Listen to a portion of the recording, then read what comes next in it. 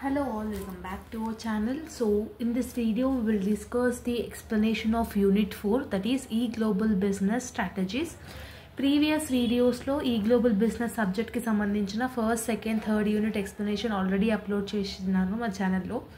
So ఈ వీడియోలో unit 4 నుంచి అన్ని టాపిక్స్ లాంగ్కి ఏవైతే ఇంపార్టెంటో ఎలాంటి క్వశ్చన్ వచ్చినా మీరు ఏబుల్ టు అటెంప్ట్ చేసేలాగా ఎక్స్ప్లెనేషన్ అనేది చేయడం జరిగింది. By end of this video you will get to know whatever the topics you are having అన్నీ మీకు అర్థమైపోతాయి. ఎలాంటి టైప్ ఆఫ్ క్వశ్చన్ వచ్చినా you will be able to attempt it.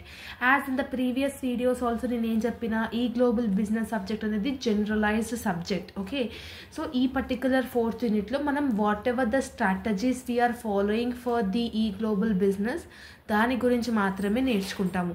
So ఎలాంటి ప్రజెంట్ ఆన్లైన్ మార్కెట్ ప్లేస్లో ఎలాంటి strategies, ఎలాంటి marketing techniques మనం వాడాలి దాని గురించే ఈ చాప్టర్ అనేది ఉంటుంది. Now let's get into the video. The first important question is define strategy and e-business strategy and whatever the consequences we are facing in e-global business strategy అని చెప్పి అడుగుతున్నారు ఈ క్వశ్చన్. అసలు స్ట్రాటజీ అంటే ఏంది? స్ట్రాటజీ అంటే ఒక సెట్ ఆఫ్ యాక్షన్స్, ఒక ఆబ్జెక్టివ్స్, దేనికి మన ఆర్గనైజేషన్ గోల్స్ని రీచ్ కానికే, చాలామందిని కనెక్ట్ చేయనికే, మన మార్కెట్ ప్లేస్ని ఇంక్రీజ్ చేసుకోనికే ఈ సర్టన్ స్ట్రాటజీస్ అనేది మనం యూజ్ చేస్తాం. ఈ బిజినెస్ స్ట్రాటజీస్ అంటే ఏంది?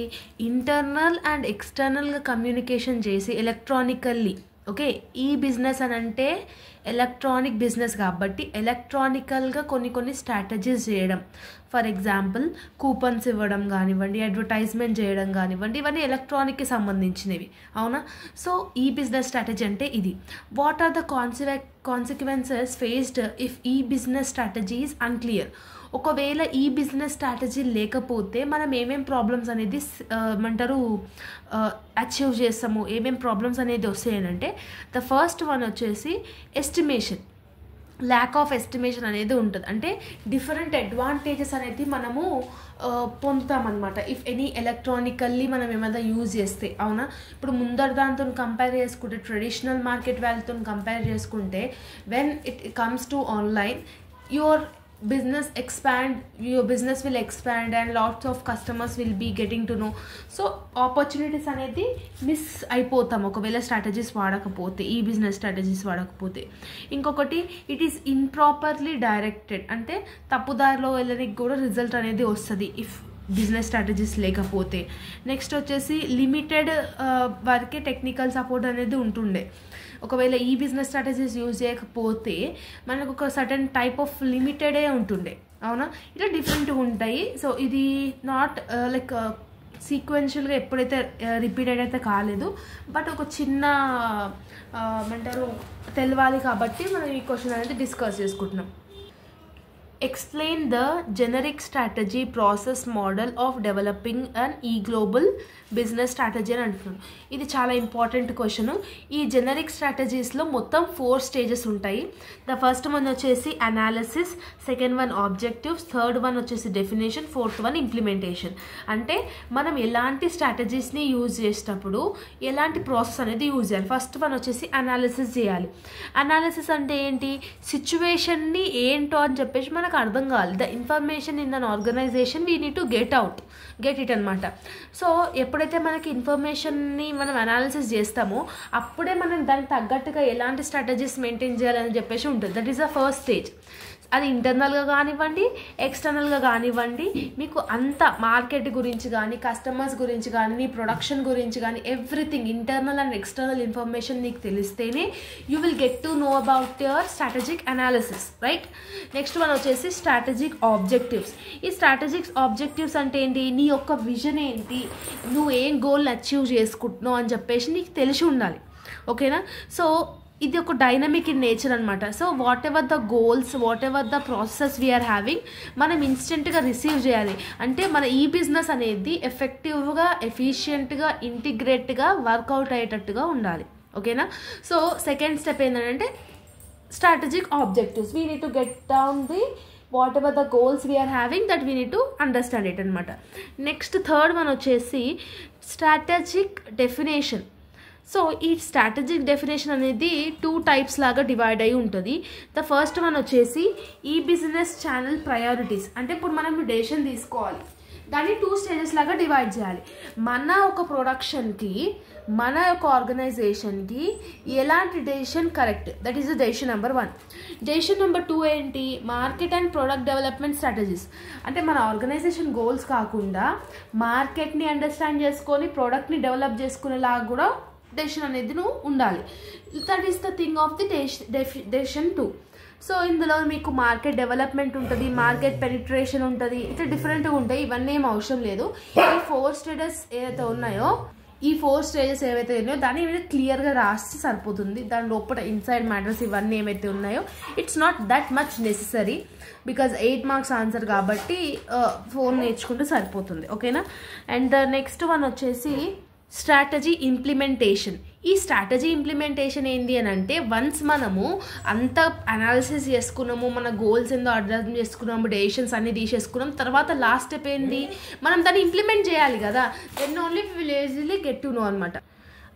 ఆ ఇంప్లిమెంటేషన్ అనేది ఒక ప్లానింగ్, ఒక స్కెడ్యూలింగ్, ఒక అనాలిసిస్, ఒక డిజైన్, ఇట్లాంటి అన్నీ మనం త్రూ అవుట్గా చదువుకున్నాకనే కదా, అంటే స్ట్రాటజిక్ గోల్స్ అనేది అచీవ్ చేయడానికనే కదా ఈ స్కీమ్స్ ఇవన్నీ మనం ఇన్వాల్వ్ అనేది చేసింది. అది వన్స్ ఇంప్లిమెంట్ చేస్తేనే కదా then we will get to know how it is going to work out అనేది. That is the last step, that is strategy implementation అనమాట. సో బెటర్ మీరు ఇవి నేర్చుకుంటా అంటే నేర్చుకోండి, డయాగ్రామ్లో ఏవైతే ఉన్నాయో ఇది నేర్చుకుంటా అంటే నేర్చుకోండి. దిస్ 1, 2, 3, 4 ఒక్కొక్క దాంట్లో ఏమేమి ఉంటాయి అనేసి ఫస్ట్ మనం ప్లానింగ్ చేయాలి, తర్వాత ఎగ్జిక్యూషన్ చేయాలి, తర్వాత కంట్రోల్ చేయాలి. ఎందులో ఇంప్లిమెంటేషన్ దాంట్లో అనాలిసిస్లో ఇంటర్నల్గా అనాలిసిస్ చేయాలి, ఎక్స్టర్నల్గా అనాలిసిస్ చేయాలి. గోల్స్లో మన విషన్ ఏంటి, ఆబ్జెక్టివ్స్ ఏంటి అనేది కూడా తెలుసుకోవాలి. ఓకేనా. సో ఇట్లా డిఫరెంట్ ఉన్నదాన్ని ఫ్లో చార్ట్ లాగా ప్రజెంట్ చేసినారు కాబట్టి ఇది మీరు డయాగ్రామ్ డ్రా చేస్తా అంటే చేయొచ్చు according to your time management అనమాట. మీకు ఎగ్జామినేషన్లో టైం ఉంది అనిపిస్తే చేయండి, ఇట్స్ నాట్ నెససరీ. బికాస్ 2.5 అవర్స్లో మీరు 3 సెక్షన్స్ రాయాలంటే కొంచెం డిఫికల్టే, not much important. Okay. Next one వచ్చేసి ఈ మార్కెటింగ్ అనేది ప్రీవియస్ దాంట్లో కూడా మనం ఆల్రెడీ నేర్చుకున్నాము. సో ఈ ఎలక్ట్రానిక్ మార్కెటింగ్ అంటే ఏంటి అని అంటే, ఇంటర్నెట్ని బేస్ చేసుకొని మన మార్కెటింగ్ని ప్రొవైడ్ చేయడం, like online marketing. Okay. So ఈ ఆన్లైన్ మార్కెటింగ్ అనేది ఒక పార్ట్ ఆఫ్ థింగ్ ఆఫ్ ఈ కామర్స్కైనా ఈ బిజినెస్కైనా ఈ ఆన్లైన్ మార్కెటింగ్ అనేది అందులో ఒక పార్ట్ అనమాట. ఇదేం చేస్తుంది, buying and selling of goods and services which involves the internet. దాన్ని యూజ్ చేసుకొని ప్రోడక్ట్ని ఇన్ఫర్మేషన్ కానీ, ప్రోడక్ట్ యొక్క సర్వీసెస్ కానీ, ప్రోడక్ట్ యొక్క పేమెంట్స్ కానీ, ప్రోడక్ట్ యొక్క ట్రాన్సాక్షన్స్ కానీ, ఇవన్నీ ఎలక్ట్రానిక్ మార్కెటింగ్ స్ట్రాటజీస్ వల్ల తెలిసి ఉంటుంది. దీని యొక్క అడ్వాంటేజెస్ ఏంటంటే, సింపుల్గా అడ్వాంటేజెస్కి కొంచెం సెల్లర్స్ ఉంటారు, కస్టమర్స్కి కూడా అడ్వాంటేజెస్ ఉంటాయి. అంటే ఇద్దరికీ అడ్వాంటేజెస్ ఉంటాయి త్రూ ఎలక్ట్రానిక్ మార్కెటింగ్. అవునా. ఇప్పుడు చెప్పాను ప్రీవియస్ వీడియోస్లలో కూడా, before getting to the internet మనం ఏం చేస్తుండే, షాప్కి వెళ్ళి మనకు నచ్చితే ఆ ప్రోడక్ట్ మనం తీసుకుంటుండే. బట్ ఇప్పుడు ఇంటర్నెట్ వచ్చినాక ఏమవుతుంది, మనకు కావాల్సిన ప్రోడక్ట్ ఏ టైంలోనైనా ఎప్పుడైనా with lots of choices we can choose it, right.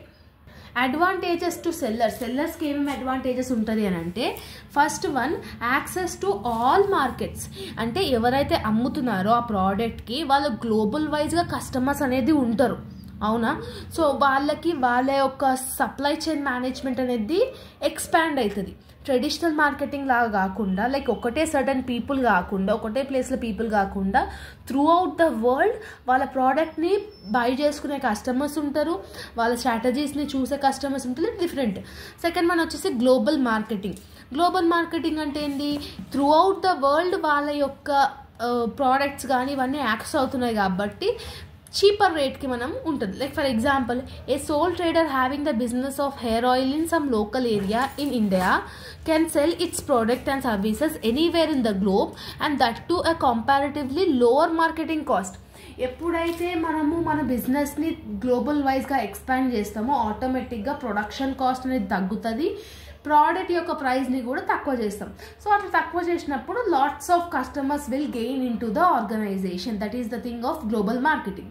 Next one వచ్చేసి scope for unimpeded constants free growth అనేది అఫ్ కోర్స్ ఉంటుంది, అవును కదా. నెక్స్ట్ వన్ వచ్చేసి offers many services and products in single stop. అంటే డిఫరెంట్ ఏమంటారు డిఫరెంట్ సర్వీసెస్ని different ప్రోడక్ట్స్ని మనం చూసాం. ఇప్పుడు అమెజాన్లో పోయి ఒక ప్రోడక్ట్ గురించి మనం టైప్ చేసి నెంబర్ ఆఫ్ ప్రోడక్ట్స్ మనకు వస్తాయి. ఏవి చీపర్ రేట్కి, ఏవి హై రేట్కి, ఏవి క్వాలిటీ వైజ్గా, ఏది క్వాంటిటీ వైజ్గా బెస్ట్ అనేది మనకి ఈజీగా తెలిసిపోతుంది, రైట్. నెక్స్ట్ కస్టమర్స్ని ఇండివిజువల్గా టార్గెట్ చేయడం, అంటే వాళ్ళతో కమ్యూనికేషన్ అనేది ఈజీగా బిల్డ్ చేయొచ్చు. Helps in relationship between the customers, reduce the cost, production cost అనేది రెడ్యూస్ అవుతుంది. డిఫరెంట్ అడ్వాంటేజెస్ అనేది సెల్లర్స్కి ఉంటాయి. దెన్ కస్టమర్స్కి ఏం అడ్వాంటేజెస్ ఉంటాయంటే సేమ్ మన కస్టమర్ తరపు నుంచి ఏమేమి ఉంటాయి, ట్రాన్స్పరెన్సీ అండ్ అక్యూరసీ ఉంటుంది. అంటే మనకి ఏం కావాలో మనం క్లియర్గా తెలుసుకోవచ్చు. డిఫరెంట్ నెంబర్ ఆఫ్ చాయిసెస్ ఉంటాయి కాబట్టి అక్యూరసీ ఉంటుంది. ఒక క్లిక్, ఒక మౌస్లో ఒక క్లిక్ కొడితే మనకి ఏం కావాలో విత్ ఇన్ అ మినిట్. ఇప్పుడు మనము బ్లింకిట్ కానీ, జెప్టో కానీ, స్విగ్గీ, ఇన్స్టాగ్రామ్ కానీ ఇవన్నీ యూజ్ చేస్తాం. Within 10 minutes, within 20 minutes we will get our products కదా. అంటే ఒక క్లిక్తోని ఇట్ విల్ హ్యాపెన్స్ అనమాట. So that is how the ఈ global business is expanding nowadays, right. So advantages for wider options, మనకి ఎక్కువ options వస్తుంది, convenience కూడా ఉంటుంది, అవునా. అంటే 24/7 యాక్సెస్ అనేది చేయొచ్చు మనం దీంట్లో, అవునా. Customers can get more for less, అంటే తక్కువ ప్రైస్లో ఎక్కువ ప్రోడక్ట్స్ అనేది మనకి రావచ్చు. లైక్ కూపన్స్ కానివ్వండి, దివాళీ సేల్ అంటారు, దసరా సేల్ అంటారు, న్యూ ఇయర్ సేల్ అంటారు, ఇట్లా కూడా ఉంటుంది కదా. సో ఇట్లా డిఫరెంట్ అడ్వాంటేజెస్. సో అందులో ఒక 3, ఇందులో ఒక 3 రాస్తే సరిపోతుంది. ఓన్లీ 8 marks ఆన్సర్కి. Throughout the answer 7 to 8 points is more than enough. దానికన్నా ఎక్కువ అవసరమే ఉండదు, ఓకేనా. సో దీనివల్ల డిసడ్వాంటేజెస్ కూడా ఉంటాయి. ఏంట డిసడ్వాంటేజెస్ అని అంటే all products do not lend equally well for web marketing. అంటే ప్రతి ఒక్క ప్రోడక్ట్ ఏదైతే ఈ మార్కెటింగ్ చేస్తున్నారో అది దానికంత క్వాలిటీగా ఉండకపోవచ్చు అని అంటున్నాడు. అంటే Philips India went in for web marketing, it has to select few products and keep the others off. అంటే ఎప్పుడైతే కొన్ని ప్రోడక్ట్స్ మాత్రమే గ్లోబల్ వైజ్గా మనము ఇంట్రడ్యూస్ చేస్తాము, ప్రతి ఒక్కటి మనం గ్లోబల్ వైజ్గా ఇంట్రడ్యూస్ చేయలేము, okay. So that is the main disadvantage. Second one వచ్చేసి సెక్యూరిటీ ఉండకపోవడం, డేటా ప్రైవసీ లేకపోవడము. Next one not reliability about profitability, ప్రతిసారి ప్రాఫిటే వస్తుందని చెప్పి మనం చెప్పలేము. Cost involved are not inconsequential. So మనం డిఫరెంట్ కాస్ట్ని మనం పెడితేనే కదా మనకి ఆ అచీవ్మెంట్ అనేది వస్తుంది, ఓకేనా. సో ఇట్లా different advantages and different disadvantages ఉంటాయి. Like data privacy, data security ఉండదు, lack of delay in the decisions, ఇలా డిఫరెంట్గా ఉంటాయి. కాబట్టి ఇది కూడా మీకు ఈజీగా నేర్చుకోవచ్చు, ఓకే. ఇది మీకు సింపుల్గా చెప్పేస్తాను. ఈ మార్కెటింగ్ టెక్నిక్స్ ఏమేమి టెక్నిక్స్ ఉంటాయి సింపుల్గా చెప్తాను, నాట్ మచ్ ఇంపార్టెంట్. మనకి స్పామ్ ఈమెయిల్స్ వస్తాయి, ఈమెయిల్ చైన్ లెటర్స్ వస్తాయి, ఓకేనా. టార్గెటెడ్ ఈమెయిల్ వస్తుంది, బ్యానర్ అడ్వర్టైజ్మెంట్ అనేది కూడా చేయొచ్చు, ఓకేనా. Next search engine and directory. ఇప్పుడు మనము కొన్ని మెయిల్స్ వస్తాయి డైలీ, మనకి నెంబర్ ఆఫ్ స్పామ్ మెయిల్స్ వస్తుంది. For example, this is the product we are having 10% discount, 70% discount అని చెప్పేసి. కొన్ని ఏమో ఇప్పుడు ఏదైనా ఒక వెబ్సైట్ మనం ఓపెన్ చేసినప్పుడు ఆటోమేటిక్గా యాడ్ అనేది జనరేట్ అవుతుంది.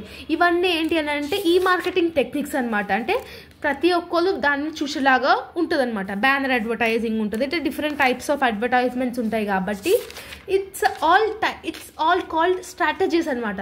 వాళ్ళ స్ట్రాటజీస్ని యూజ్ చేస్తేనే కదా మనం కొనుక్కోవాలని చెప్పేసి ఒకటి ఉంటుంది. Then what is mean by digital marketing, ఇది ఇంపార్టెంట్ 2 మార్క్స్కి. డిజిటల్ మార్కెటింగ్ అని ఏంటంటే ఎలక్ట్రానిక్ డివైజెస్ని యూజ్ చేసి మార్కెటింగ్ని చేయడం. లైక్ ఫర్ ఎగ్జాంపుల్ టీవీ కానీ, ఈమెయిల్స్ కానీ, వైర్లెస్ మీడియా కానీ. సో ఇట్లాంటివన్నీ ఎలక్ట్రానిక్ డివైజెస్ యూజ్ చేసుకొని మార్కెటింగ్ చేస్తే దాన్నే మనం డిజిటల్ మార్కెటింగ్ అంటాము, ఓకేనా. నౌఏడేస్ డిజిటల్ మార్కెటింగ్ ప్లేస్ ఏ సీక్వెన్షియల్ రోల్, అంటే చాలా మంచి రోల్ అనేది చేస్తుంది. ఇప్పుడు ఫర్ ఎగ్జాంపుల్ సింపుల్గా చెప్పాలి అని అంటే through the marketing, digital marketing చేసింది కదా, చాలా మందికి ఒక ప్రోడక్ట్ విత్ ఇన్ డేస్లో అన్ని సేల్ అవుట్ అయిపోతున్నాయి. కొంతమంది సెలబ్రిటీస్ యూజ్ చేస్తారని చెప్పేసి ఇవన్నీ. సో ముందుగాలతో కంపేర్ చేసుకుంటే ఇప్పుడు చాలామందికి ఈ అడ్వర్టైజ్మెంట్ గురించి కానీ, ఈ డిఫరెంట్ ప్రోడక్ట్స్ గురించి కానీ, ఇన్స్టాగ్రామ్ గురించి కానీ ఇవన్నీ తెలిసి ఉన్నాయి మనకి, అవునా.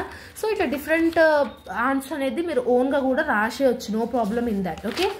అండ్ నెక్స్ట్ ఇంపార్టెంట్ క్వశ్చన్ ఏంటంటే ఇంకా వేరే ఎలాంటి టైప్ ఆఫ్ క్వశ్చన్ వచ్చినా కూడా మీరు రాసేయచ్చు, but most repeated most important questions మాత్రమే నేను ఎక్స్ప్లెయిన్ చేస్తున్నాను కాబట్టి it will be helpful for you all, okay. So ఇది ఒకసారి చూడండి. explain briefly about the competitive analysis and benchmarking in the digital marketplace. So ఈ competitive analysis and benchmarking అంటే ఏంటంటే it's an activities of business. అంటే digital మార్కెట్ని use చేసుకొని కస్టమర్స్ని హోల్డ్ చేయడంనే కాంపిటేటివ్ అనాలిసిస్ అంటాం. అంటే మన కాంపిటీటర్స్ ఎవరైతే ఉన్నారో ప్రజెంట్ ఉన్న మార్కెట్లో వాళ్ళ ఇన్ఫర్మేషన్ ఎలా ఉంటుంది, వాళ్ళ ప్రోడక్ట్ ప్రైస్ ఎలా ఉంటుంది. ఇప్పుడు బుక్స్లలో different types of brands of books ఉంటాయి. క్లాస్మేట్ ఉంటుంది, వేరేది ఉంటుంది. బట్ ఒక స్టూడెంట్ ఒక బుక్ తీసుకున్నప్పుడు ఏ బ్రాండ్ తీసుకుంటున్నారు, that is the competitive analysis. When you are using the same product, already competitors మార్కెట్లో ఎలా ఉన్నారు, వాళ్ళు ఏం స్ట్రాటజీస్ యూజ్ చేసుకుని దాన్ని మీరు అనాలిసిస్ చేయాలి. బెంచ్ మార్కింగ్ అంటే నీ యొక్క ప్రోడక్ట్కి ఎలాంటి మార్కింగ్ ఉంది according to the present scenario, ఏ ప్లేస్లో నీ యొక్క ప్రోడక్ట్ని పెడుతున్నారు, ఫస్ట్ ప్రయారిటీయా సెకండ్ ప్రయారిటీ అని చెప్పేసి. ఓకేనా. నెక్స్ట్ వన్ వచ్చేసి సోషల్ కామర్స్. సోషల్ కామర్స్ అన్న is the type of social networking. సోషల్ నెట్వర్కింగ్ని యూజ్ చేసుకొని buying and selling of products చేస్తే ఆన్లైన్ ద్వారా దాన్ని మనం సోషల్ కామర్స్ అని అంటాం. ఓకేనా.